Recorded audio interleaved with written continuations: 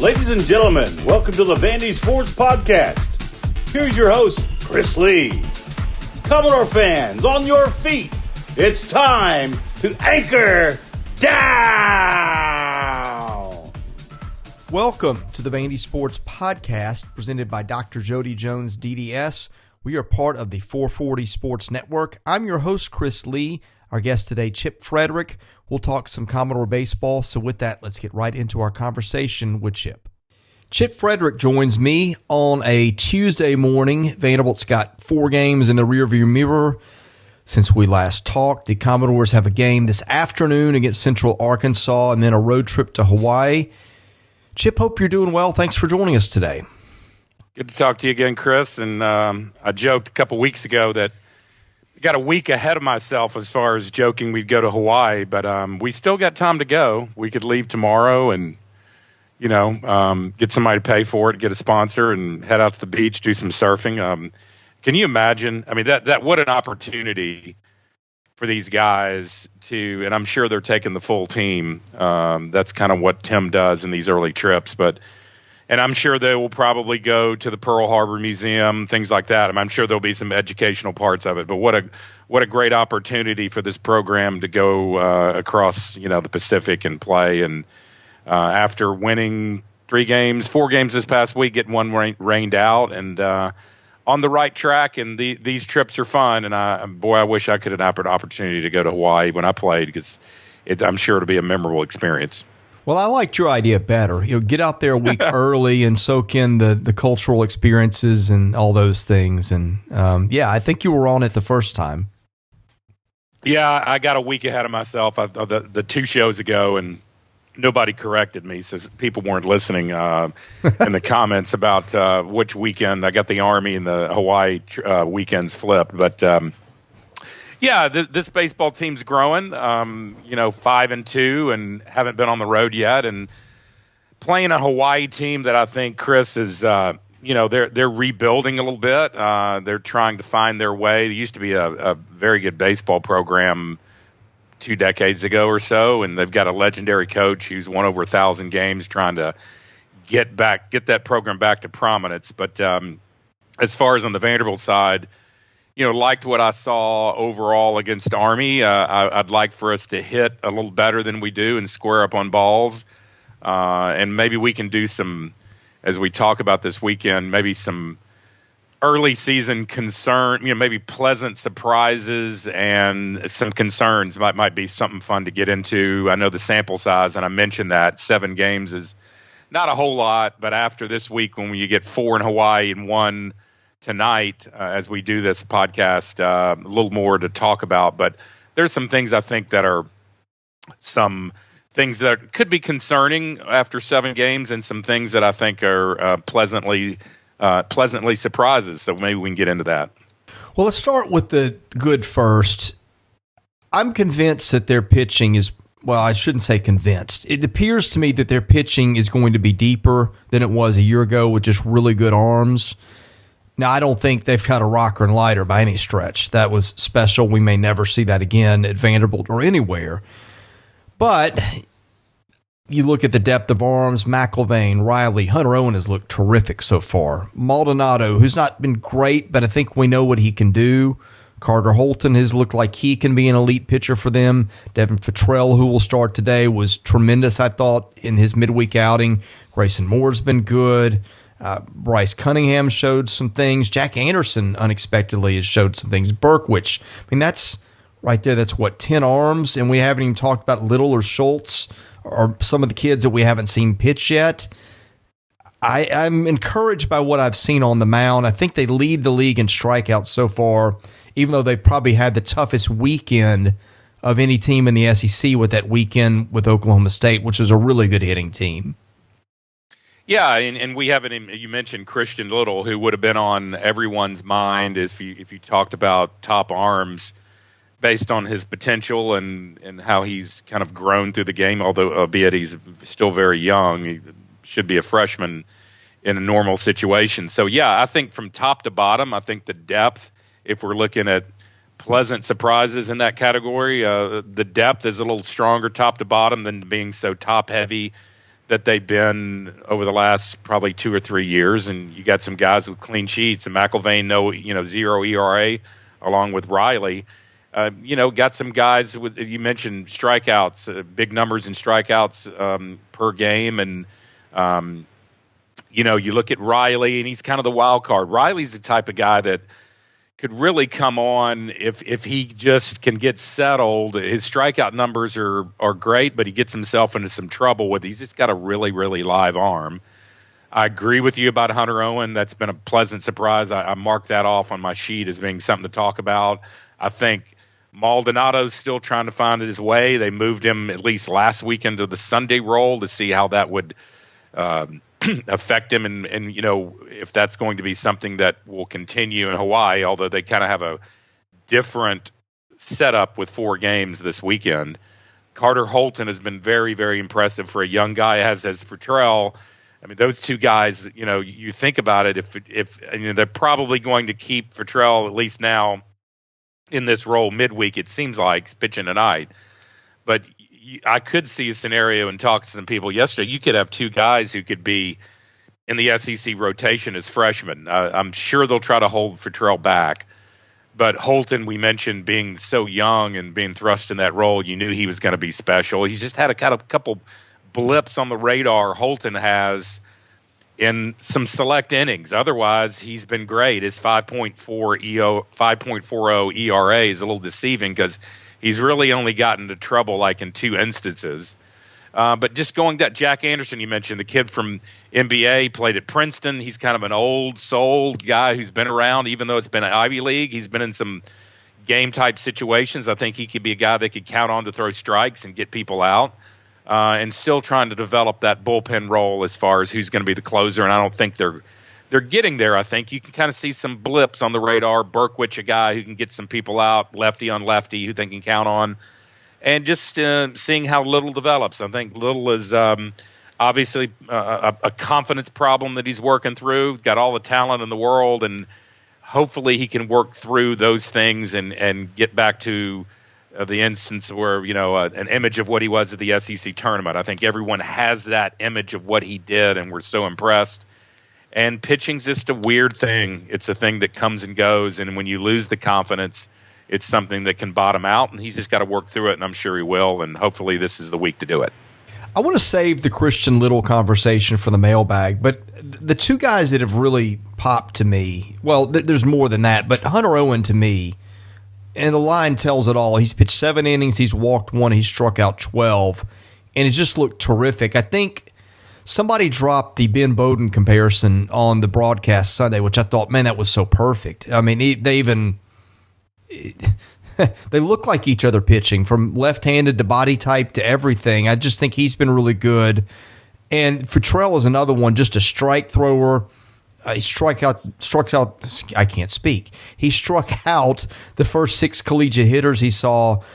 Seeing guys coming out cold and throwing strikes and getting a lot of strikeouts, to me, that's what I think was really encouraging. As much as anything, is just what those 2 guys, and Carter Holton, I'd put him in there too. I know the path has been a little different, but just seeing young kids throw strikes for them has been a big deal for me.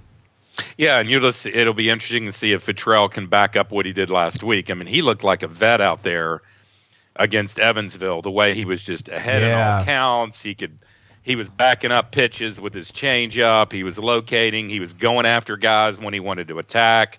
It's just very rare when you see a guy do that. I remember my first collegiate experience as a freshman, and it wasn't anywhere near Mr. Fittrell.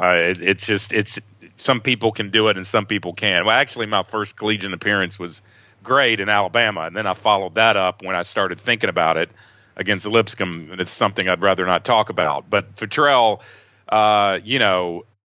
just the way he had command of, I think he said 4 pitches. I think he did. Ask him, fastball, change, curveball, and I forgot what the 4th pitch was. It was a cutter. I'm not sure, but I'll have to look that up. Yeah, but well, and then that's the thing is, I'm like, the question I was going to ask you as a follow up there. When's the last time you saw a kid at Vanderbilt throwing 4 pitches for strikes first appearance? I mean, I don't know that I can Name another guy who's done that. A long time, if ever, that I can recall. And, these kids who come in, Chris, I had this conversation last week with someone about these recruits, that the whole travel ball situation, playing in environments where it's high-pressured situations and tournaments and against great competition, and they come in here and some have it and some don't, but the ones that Corbin and Brownie and their staff and Baxter go after seem to all have a characteristic, at least of late, of guys who are very mature, beyond, you hear Tim talk about that a lot, beyond their years, old soul. You can just turn a tape recorder on and you could and it seems like Tim mentions that repetitively about Fittrell and Holton, these kids who come in. And then you've got a kid with like Little, who I'm not saying that he's not, because he's been in pressure situations, but sometimes the talent is a little ahead of the mentality of being poised and having the confidence. And that's where what they do on the side and in bullpens and through skull sessions and talking about the psychology of the game, that really, really helps. And hopefully that'll catch on. But I don't know if it's just me, excuse me, but it just seems like, and maybe you can confirm that it's almost like a type that they go after on the mound, that is a mixture of really intelligent guys, but also guys who have a calmness about them that can go along with their talent. Yeah, I think that's a type everybody's probably going after. But yes, I would say that's the calmness and the strike throwing. Like you have increasingly heard Tim mention ability to throw strikes is a criteria to pitch. And again, you can see the guys who have stepped forward and checked off those boxes, and they've been rewarded with innings, and maybe some guys who have not. Yeah, and who doesn't like to play if you're a position player? Just watching the game when Fittrell pitched last week, the pace of the game was quick. He got the ball. He worked quickly. He threw strikes. He pitched to contact. And you got, guys behind you who that's a brand of baseball that if you're a position player, it's cold. I think Corbin said that in his press conference. When it's 35 degrees and the wind's blowing, the last thing you want to do is having a guy throwing the ball halfway up the pitching screen. I mean, you got to have guys who work fast and with pace and who throw strikes, and especially this time of year. And I think we're seeing that with, then you've got on the counter of that is you've got Patrick Riley, who he's got a clean sheet, 0 ERA, and he's got such a live arm, and the ball really comes out of his arm quick. But you almost it's like you're walking on a balance beam with Patrick Riley. The talent's there. The arm's there. If he can just settle down and get into a groove, that there's no question that the velocity coming out of his arm is a lot of heat. But you've got guys like that if you just put it together, he's going to be special. So again, we're talking about the pleasant surprises. I'll just again emphasize top to bottom staff. It's not as top heavy, and I think even Tim talked about. We can talk another positive about the lineup, where he said it's going to be he pretty much insinuated it's going to be difficult to get some guys on the field because there's a lot more balance on this team. If you think of years past, even the national championship team from 2019, it was a team that pretty much rolled out the same lineup every time. I think this team has more balance. I think it's going to be very difficult to get some guys who have earned some playing time through their work and training, and when they get it, they're performing. Usually that kind of works itself out, but you're seeing some guys who have come out there and really, TJ McKenzie comes to mind. Davis Diaz comes to mind as far as the way he gets on base, and you want to have that with a guy with, he's got 5 walks, almost leads the team. He's 3 with 6. But you compare it with the number of at-bats he's got, it's pretty impressive. So it's a good problem to have, and especially when you still got games in March that you're trying to figure out before you head to SEC play. The guy that Riley kind of reminds me of in a way at the stage of his career is Tyler Beatty, for lack of a better comparison, although Riley's best pitch is the fastball. I think Riley's breaking pitch is a slider. Beatty's was a curve. Beatty's curve is probably his best pitch, I guess. But it just seems like he's one of those kids that, like, you can't really hit him, but he just has these spells where he can't throw strikes. And that's the one thing that he just, once he overcomes that, I mean, I'm not going to say he's on par with Rocker or Leiter, but I think he's that next Vanderbilt ace if it all clicks. Yeah, I could see that comparison. That's a good call. And if you remember that Beatty was working on some things with Brownie towards the end of was it Brownie or was it DJ? He was Brown, right? Beatty? Yeah, because let's see, DJ left in... This season of the Vandy Sports Podcast is made possible by my friend Dr. Jody Jones, DDS. When it comes to general or cosmetic dentistry services, Jody is the best in Nashville. And just check out his client list. It testifies to that. He sees movie stars, music stars, athletes, coaches, you name it. Jody is the dentist of choice for stars in Nashville. But he sees regular folks like you and I as well. And what people like about the experience is the ambiance. Someone described it to me as a tooth spa. I went in and looked at it myself. That's exactly what it is. It is a relaxing, friendly environment. So whether your dental needs are general or cosmetic, go see Jody. Call him at 615-270-2322. His office is located at 55 Music Square East, not far from downtown Nashville, not far from the Vanderbilt campus. Jody is a former Vanderbilt football player, a huge booster of Commodore athletics.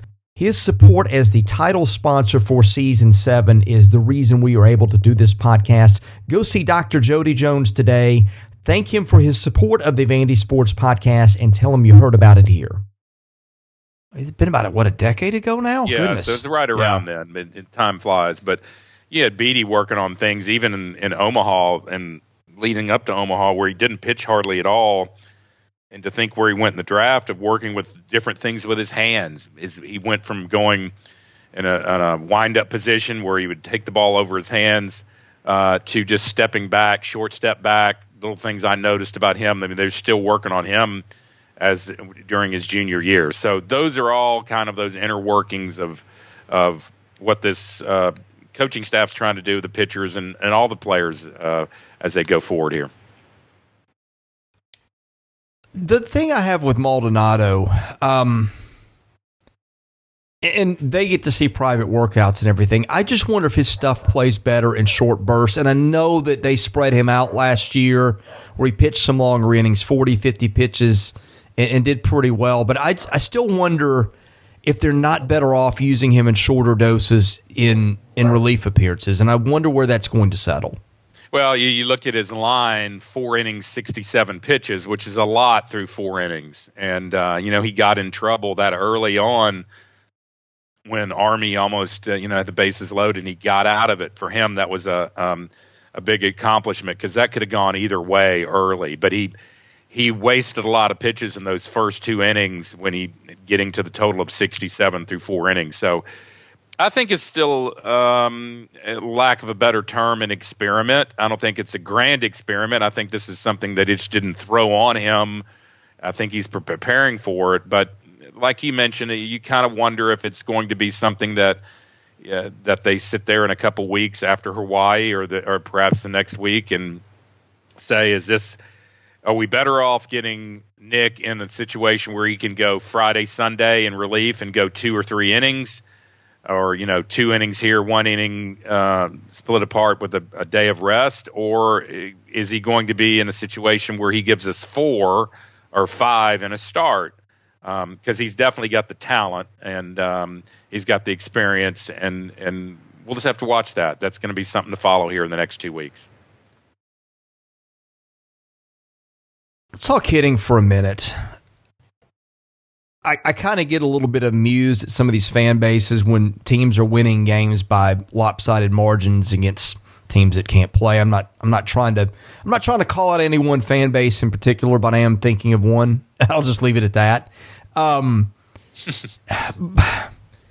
Because it's not even the same, right? Because I just don't think that you learn a lot from your team by that. But the flip side to that is I do worry when you're thinking in the back of your head, an elite offensive team should probably be putting up 12, 13, 14 runs in some of these games. And instead what you're seeing is maybe 7, 8, and that comes with a lot of help on defense from the other team. It's early, it's cold, it's been damp, it's been all kinds of things. But I do, and I think you had the same concern, I do start to worry just a little bit about that offense. Do I think their hitters can hit better? Yes. But I do wonder if they're going to have that gear that I thought, just based on some early observations, some struggles to make contact, really the lack of hitting as many balls on the nose as I can see. I mean, like, I'll give you a case in point. The Evansville game, they scored, 9 runs in 6 innings or whatever it was. But I'm telling you, and it was wet and cold and rainy, and I get that, but that should have been more like a 3 or 4 run performance that day. But Evansville just gave them everything on a platter. And I want to see them start to hit the ball and separate themselves from teams a little bit more offensively in the next couple of weeks, when they're going to have some teams that are not going to be SEC caliber that they're going up against. Yeah, and you can play the comparative game, and a lot of these SEC teams are doing. One a colleague of mine said, I watched and I also watched it myself after he said it, the Northern Kentucky win over Mississippi State, and they said that their comment was Northern Kentucky squared up on more balls in that game than Vanderbilt has in 7 games. And to an extent, yeah, there's that's a little bit of when we're talking pleasant surprises and then concerns. One of which is, I think we're getting a lot of help, and you brought that up. Some Army booted the ball around a bunch over the weekend, and Evansville did too in some situations, which gave us some opportunities to score some runs. I don't think that Enrique Bradfield's a 217 hitter. I don't have to worry about that, really. I think he's going to bounce back, nor do I think that Carter Young's a 190 hitter either. If you're looking at some concerns or slight concerns. Parker Nolan has struggled at 143. I mean, through 6 games, and he's going to have to fight through that because if other people are going to get some opportunities.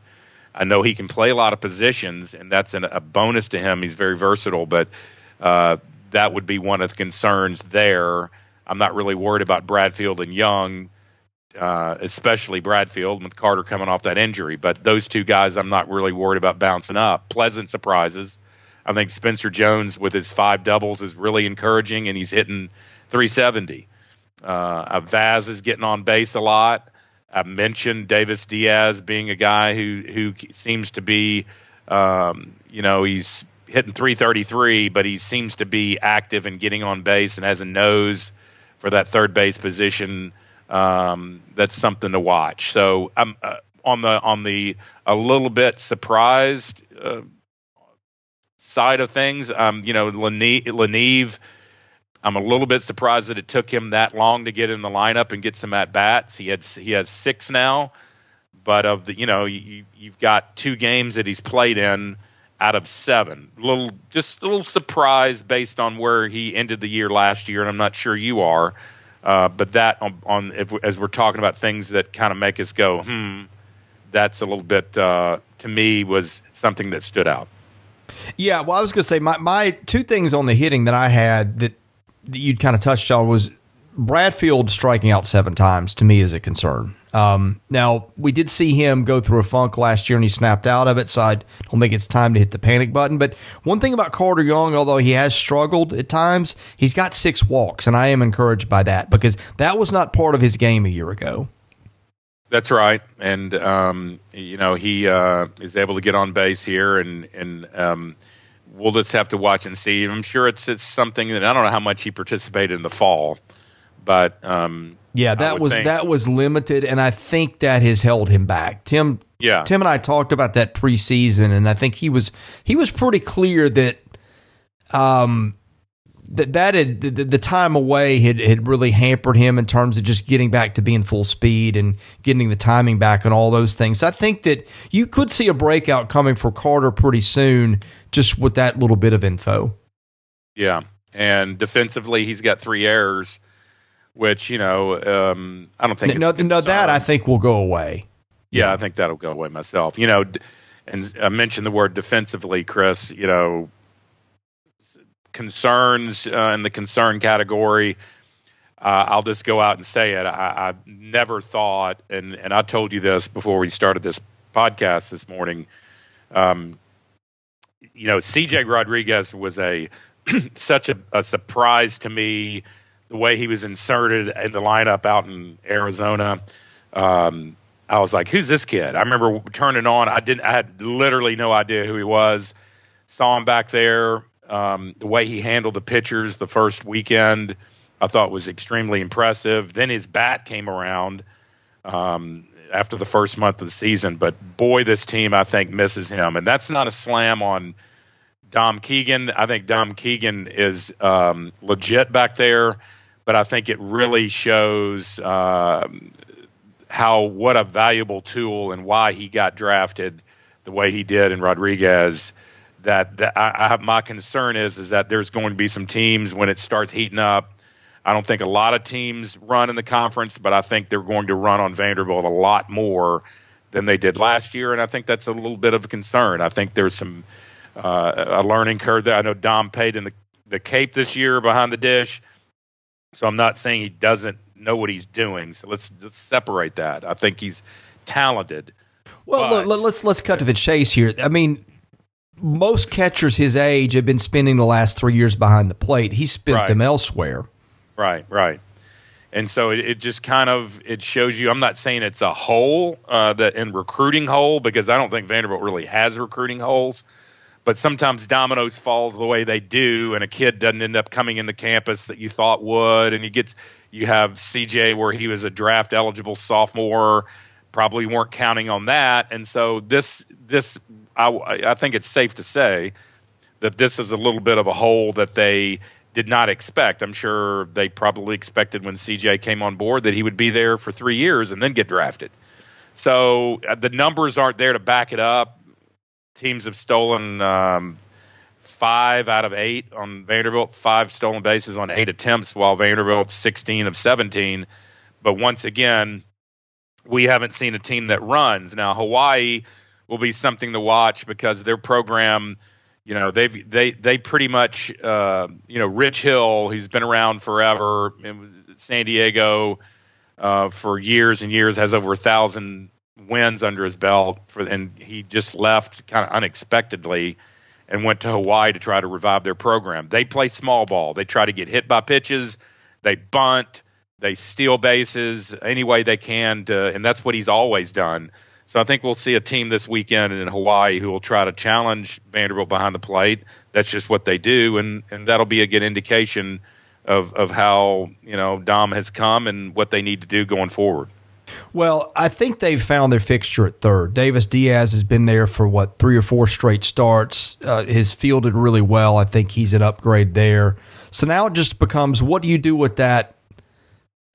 Those whole revolving doors, not the right word to say it, but let's just say they've got a lot of options at catcher and first base. You mentioned the concerns at catcher. First base team hasn't been great at times either. You're right. And I think it's going to be, they treat that position as just like an ordinary infield position. I think you could see a couple different scenarios. Kolwick has played there a little bit. He's played at second. You've got this whole situation where different people are playing there, and I think it's going to be who handles it at the current time, who's hitting. Tim mentioned in his press conference that it's a lot of arm side decisions as far as lefty on lefty. They're going to go the other way if they can based on who the starter is, and then they platoon late in the games, and that's what they've done so far. So I think that you're right. I think it looks like Davis Diaz, for the time being, has a leg up on that, but that can change in a heartbeat, especially this early. But I heard good things. I mentioned that in a couple podcasts about that kid. He's and I think he's taken most of his opportunity there with the way he's been playing the last couple games. One thing I meant to mention on the base running thing, fortunately they are more left-handed heavy on the mound than they've been in a few years, so I think that's going to help them a little bit. But one other little under-the-radar concern that I'm kind of watching, and I wish I could remember what the issue was, and I can't. I want to say it's a leg, but I don't have. I can't tell you that for sure. You've been seeing Javier Vaz check out of games early for defensive replacements, and I know Tim mentioned something, I think, last week about that, but I cannot remember, as we're sitting here right now, exactly what he said. Yeah, and Vaz, we'll have to watch that because that's something that you don't want to linger. We saw that with if it's a hamstring, whatever it is, I'm not sure, but he was working a lot on the infield, and I think the log jam of that kind of first base, second base situation has actually worked at an advantage for Vaz, the fact that he played in the outfield in Omaha and has that experience. But that'll be something to monitor, as you mentioned, and see if that's something that continues to nag him.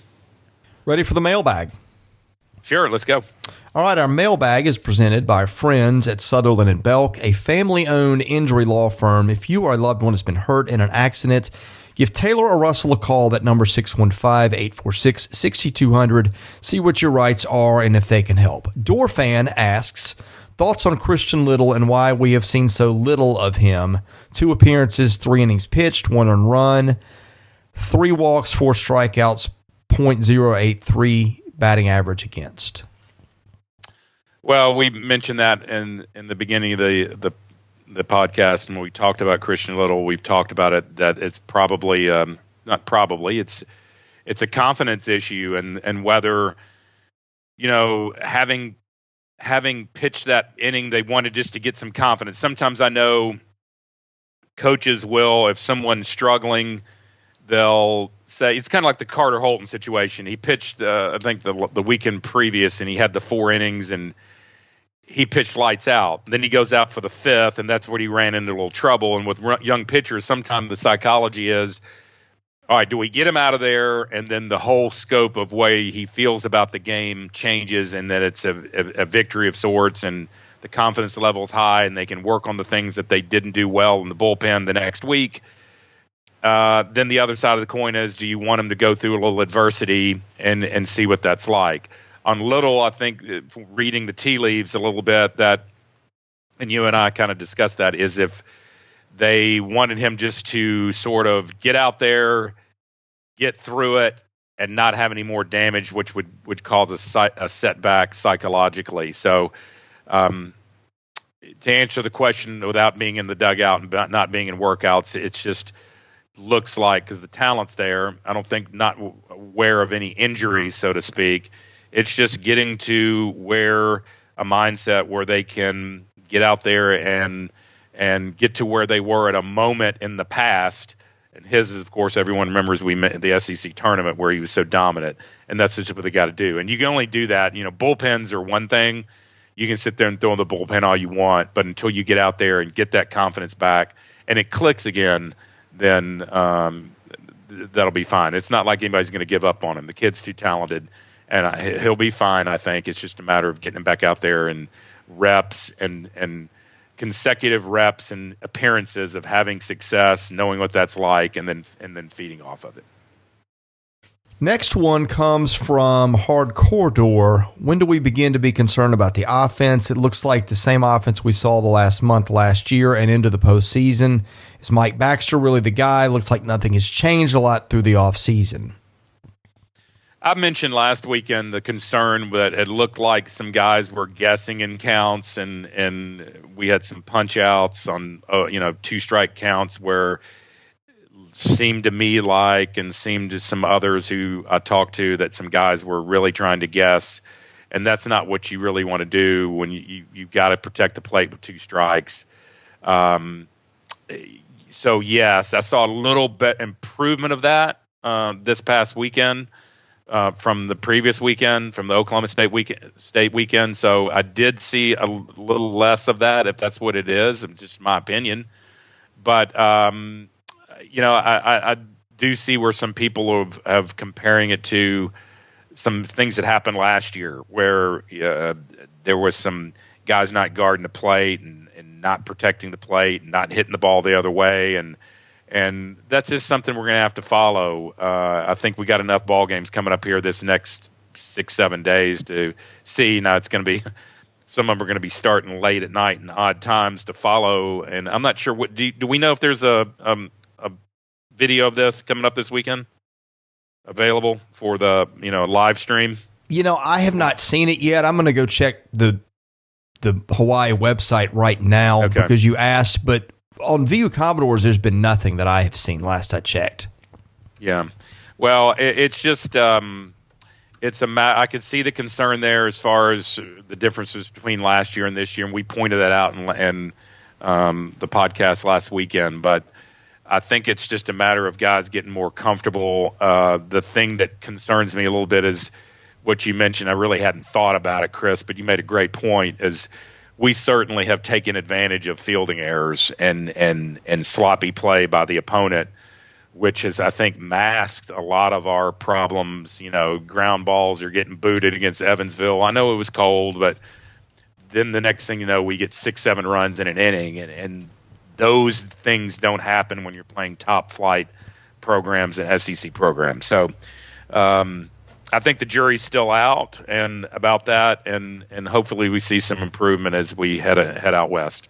Okay, they have got watch links up for games 1 and 4, which are the Friday and Sunday games. Does not look like Saturdays are going to be broadcast. Now, I don't know what watch entails, if that's it's Watch ESPN. Okay, that's good. So that means if you've got an ESPN Plus subscription, which I happen to have, which if you have the Disney Network, you've got it, or if you've paid for ESPN Plus, which is their premium service, you should get it too. Now, that does not come with the SEC Network. I know that confuses people, so don't think just because you've got the SEC Network, you're going to see those games. Those are two different things. But yes, it's available on the ESPN app if you've paid for that package, which again is either the specific ESPN Plus, which is separate from the SEC Network. That allows you to see what you usually get with that is like games across the country. Like if you wanted to tune in and see Ryder and Lafayette or whatever reason, then it's on there. It can be confusing because a lot of times just on my Comcast, I'll say in the remote Vanderbilt baseball and it'll show up. And then other times I've tried it and I have the Disney on my television, but I do not have the ESPN Plus bundle. So I think that's only $6 more a month. So I might have to go ahead and get that added to the bundle. Probably worth it for the weekend, but so that's the case. And I don't know. I guess the two games in between, you're just left to listen on the radio or the VU Commodores live stream, which I presume they'll be doing. I'd be almost. Well, I'll check that to make sure. But with that, I'll ask you the next question. Okay. Which is from Ann Arbor Door. Chip, I know you answered this last year, but can you remind us of the game pitch limit guideline to reuse a pitcher with a 1 or 2 day span, as in 20 pitches on Friday would be available to pitch 20 on Saturday and so on? Yeah, it's pretty much, that is correct, what you're saying. And we talked about Maldonado. Eventually, is it going to be a situation where they have to make a decision? They can throw a guy like him. If he ends up being the guy they want to go and return to that closer role, you rarely see guys throw back-to-back days, Friday, Saturday. You want to have that gap in between. If you throw a guy Friday and you come back with him on Saturday, then invariably he's going to be unavailable on Sunday. And these teams they'll have a chart in the dugout or in the locker room where they'll show the guys who are available and who are not, who's up, who's not, and they base that on their pitch counts and how they feel, and that's very common for teams. So that kind of ties into what I said about Maldonado or any closer or someone throwing late. It's generally you want to get out there as quickly as possible, and we've seen different variations of that. But if you're going to burn a guy 2 straight days in an SEC series, you won't see him on Sunday. The best opportunity would be a Friday and a Sunday, or just one game if you need it. And the way that this program with Leiter and Rocker over the years, there were times, although those guys, Leiter seemed to kind of stumble, and he'd be good for, there'd be 9,500 pitches and they'd come out, but that'd be 7th, 8th inning, and you just need 6 outs. So a lot of times the way to judge that too is the number of outs you need by a closer. If you need 6 outs, 3 outs, whatever, and you can get a pitcher, you can get you that. But to answer the question in a roundabout way, it does that 20 a time, 20 per appearance is kind of the line, and so to speak, as far as being the max amount for those pitchers. All right, Chip, I looked it up. The Listen Live is linked on all 4 games up at the Vanderbilt website, which I figured was the case, but just to close that loop, that's the case. Good to know. Good to know. And one of the games is it's a late start, right? It'll be a late night, 10 o'clock start here, I think, or is that? Let's see. Friday's game is a 10:35 start our time, Central Time, and then Saturday's 5:05. There'll be TBA on Game 3, which will be a doubleheader. I think, did he say the first game was 7 and the second was 9? I don't remember. Tim, I thought it was 2 7s, but maybe I'm wrong. Wrong. Well, I'll pull up my notes on that too if I can find them. I may have thrown them away from yesterday, but and then the last one is 5:05 p.m. on Sunday. Those 7-inning games can be tricky because you get it, and it will be something to watch as far as you might see a little different pitching rotation. I think he mentioned that they were going to, try to stick with what they've got, depending on how tonight's game, the midweek game on Tuesday. But those 7-inning games from back when I played, when it used to be 2 7s on Saturday and 1 9 on Sunday. But those games, you looked up and it's the 5th inning. And you got a guy who's mowing people down. It changed really. Those 6 outs changed the complex of the game quickly. And just wondering how they haven't announced starters. I don't think as far as past Friday. I've got it for you here. He said McIlvain is going to start Game 1. Saturday is indeed 7 innings in first game and 9 in Game 2. Okay, and they'll throw for Fittrell today. Is we're doing this against Central Arkansas. So that begs a question. I don't know if they can bring him back. I mean, I presume he'd be available to pitch later in the weekend, depending on how far he goes. I think what you want to do is jump out to a big lead today, because that's an arm you really would like to have later on the weekend. That's right. And Hawaii's in a situation, as we talked about, that they're rebuilding, so to speak. They're 4-4. They've played Washington State, and they split with them 2-2.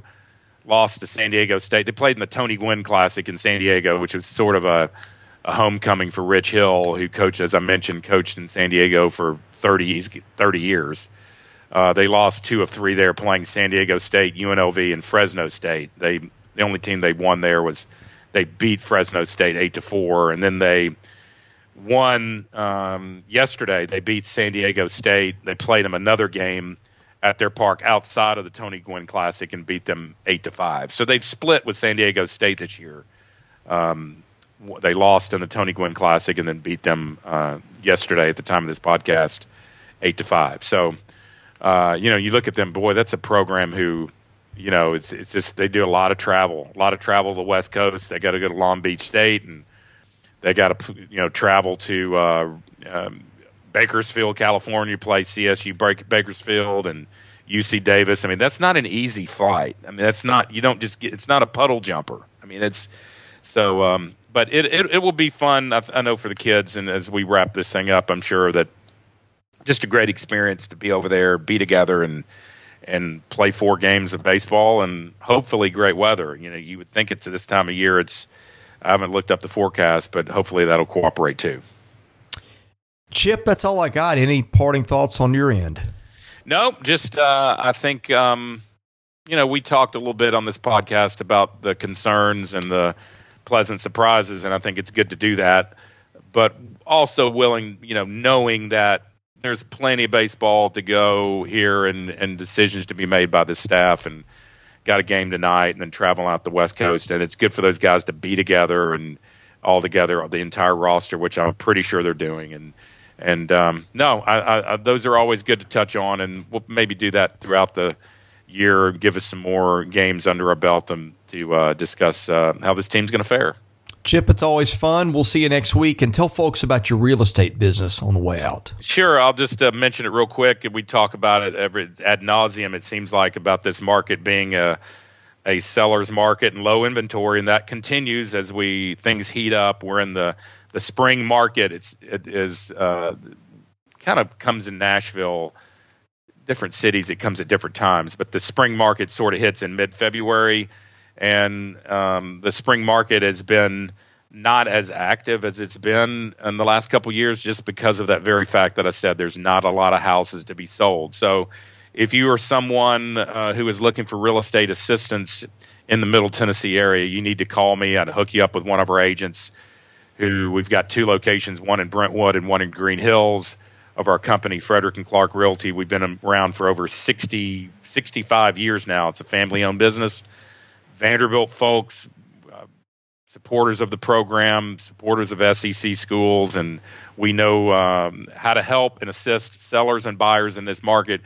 Let me just, last bit of advice here. There's a lot of focus in the media as far as doing it yourself and through models of selling your home and guaranteed pricing, and we'll buy your house for a certain price. That's all fine and dandy, but just remember, competition is good to set your house out there, especially in this market, on a seller's market, to have someone to market your home, know what they're doing, know how to handle multiple offers, rather than just taking someone who's going to give you a little bit over what you think it might be without having people overbid for your house, because that's still going on. So buyers and sellers, you can check out our website at frederickandclark.com. Check us out on the web.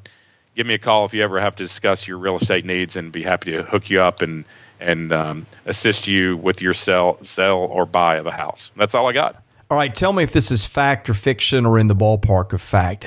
My source on this being my wife. She made the passing comment yesterday that there's only 16 homes for sale in Franklin right now. Well, I'm sure within a certain price range, that probably is true. And I don't know if you heard that, if someone was saying, over 500,000 or under 500,000. But there's just the issue, and you've heard this consistently, is people are sitting on their houses, Chris, because the fear is they know that they can make a lot of money if they sell their house. And that's true. They can make sometimes on overbids, they're making $200,000 more than they list. And that's true. There was a house last week that it was listed for $1 million. It sold for $1.3 million. The buyer overbid by $300,000.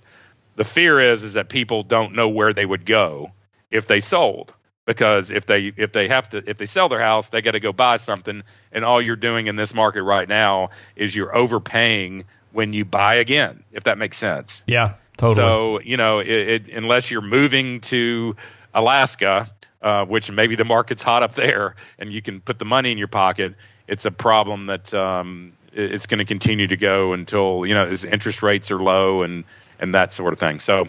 But yeah, it's interesting market, has been for the last couple of years. Despite all the crazy stuff that's going on in our world, the housing market continues to drive things around here in Nashville. Chip, it's been fun. We'll see you next week. Take care, Chris. Thank you for listening to today's episode. We thank our presenting sponsor, Jody Jones DDS. We thank our other sponsors, Sutherland and Belk and MyPerfectFranchise.net. If you're interested in sponsoring this podcast, and that's how we make this work, please email me at chrisley70@gmail.com. We also ask that you subscribe to our website, vandysports.com. That is $99 a year. You get things there that you don't get here. And of course, please rate, review, and subscribe where you see our podcast. That helps us get noticed. Be sure to follow us on Twitter at vandysports.com. Follow me at chrisley70. And finally, subscribe to our Vandy Sports YouTube channel as well.